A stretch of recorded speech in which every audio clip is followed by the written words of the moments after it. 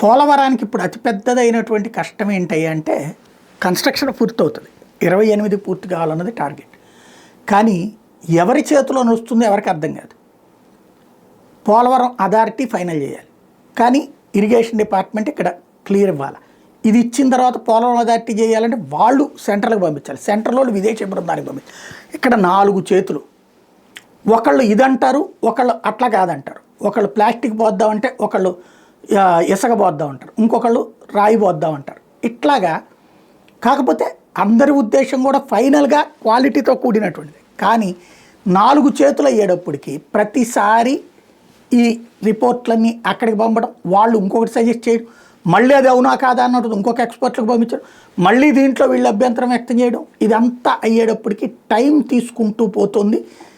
దీనికి ఏదన్నా పరిష్కారం ఆలోచించి ఓవరాల్గా వేగంగా పూర్తి చేసేటందుకు ప్లాన్ చేసుకోవాల్సిన అవసరం ఉంది.